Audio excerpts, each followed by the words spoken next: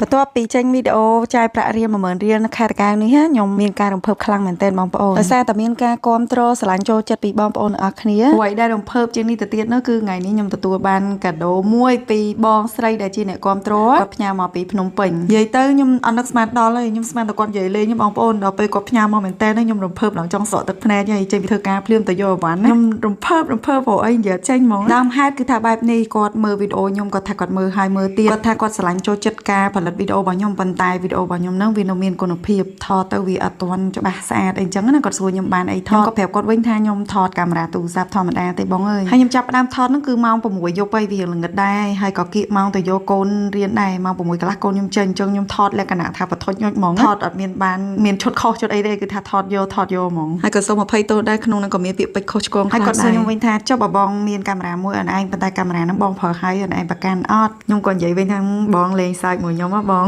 មានណាមិនសិនមិញតម្លាក់លេខតម្លាក់ទីតាំងឲ្យគាត់លេងអត់នឹកស្មានថាគាត់ផ្ញើមកមែនគាត់ថាគាត់ទិញអាតំណើបជាងហ្នឹងទៅគាត់ក៏ទុកអាហ្នឹងចោលប្រហែលជាកន្លះឆ្នាំហើយឥឡូវគាត់ឲ្យមកខ្ញុំប្រើខ្ញុំក៏អត់ទាន់ចេះប្រើដែរបងប្អូនទាញមកនិយាយទៅអត់ដែរប្រើទេកាមេរ៉ានេះហើយខ្ញុំអត់ដឹងថាវាមានតម្លៃប៉ុណ្ណាប៉ុន្តែសម្រាប់ខ្ញុំគឺវាមានតម្លៃមែនតែនដោយសារវាជាកាដូ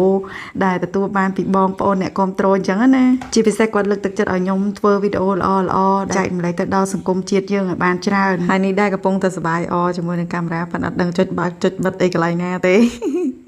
កំពុងតែច្រេមច្រំបងអើយបងនៅបើបងបានឃើញវីដេអូនេះហើយខ្ញុំធ្វើវីដេអូនេះក៏ខ្ញុំបានសុំការអនុញ្ញាតពីគាត់ដែរតែគ្រាន់តែថាគាត់ថាមិនបាច់ចាំបញ្ចេញឈ្មោះអីគាត់អីទេយ៉ាងណាបងអូនមានតែម្រាមដៃ10អរគុណបងស្រីជូនពរបងសំណាងល្អសុខភាពល្អសង្ឃឹមថាមានឱកាសល្អបានជួបនឹងបងស្រីផ្ទាល់បងណាអរគុណច្រើន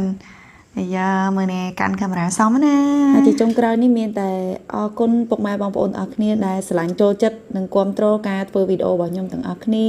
អរគុណ